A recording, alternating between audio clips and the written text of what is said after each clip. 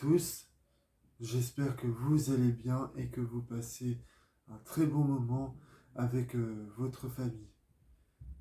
Alors, dans cette vidéo, je vais vous parler des Animaux Fantastiques 3, les secrets de Dumbledore. Ce sera une vidéo 100% spoiler.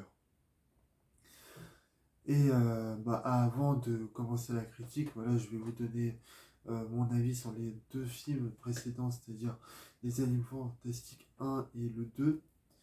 Mais avant, j'aimerais vous demander une fois que vous aurez terminé de regarder cette vidéo, de la liker si vous avez aimé, de la disliker si vous n'avez pas aimé, de me dire en commentaire si vous êtes d'accord ou pas avec moi, et j'aimerais bien avoir votre avis sur le film, je mettrai une note à la fin de la vidéo.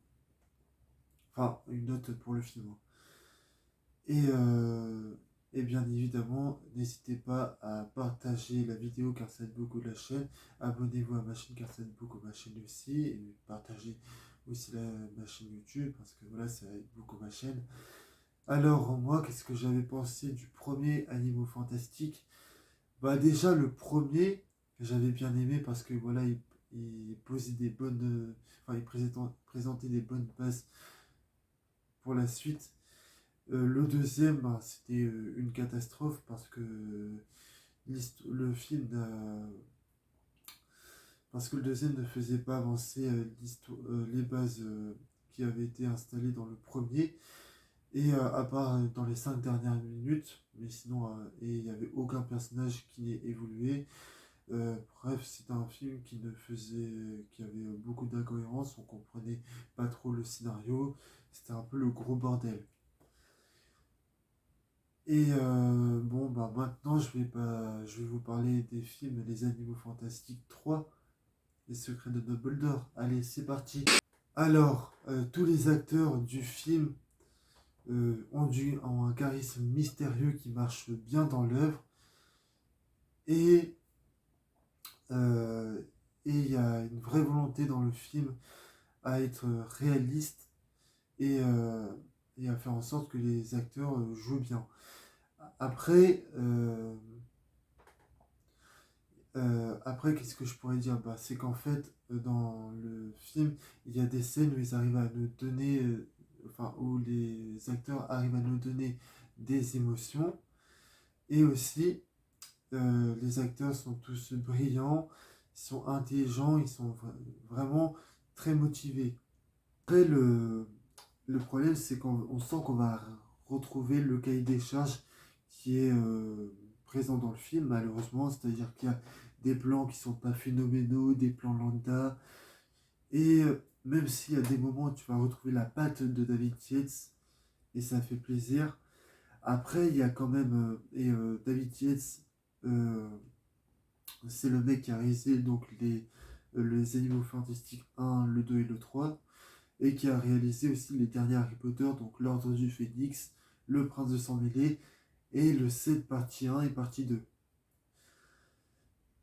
En fait, respecter le cahier des charges, ça veut dire qu'en fait, on sent que les studios ne...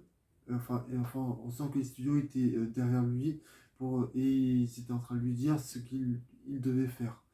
C'est-à-dire qu'ils n'ont pas assez... ils n'ont pas assez colle un peu la vedette aux autres acteurs du film. Il a, il a un énorme capital sympathie et on sent que dans le film, il est très très content d'être là. Franchement, à chaque fois que on voit le personnage et l'acteur à l'écran, ça fait énormément plaisir. Et les meilleures scènes sont avec lui. C'est-à-dire que les meilleures scènes sont quand il est là. Il y a des scènes qui sont beaux. Et en fait, j'ai l'impression que cette saga, Les Animaux Fantastiques, c'est plus une saga qui est là pour une nouvelle génération. Alors que moi, je pense que la nouvelle génération vont plus grandir avec les films Harry Potter que les films Les Animaux Fantastiques. Et, euh, où- et en fait, le truc, c'est que il y a plusieurs scènes avec Grindelwald et Dumbledore qui sont ensemble. Toutes ces scènes-là, elles ont été coupées. C'est dommage parce que ça aurait pu donner quelque chose d'intéressant.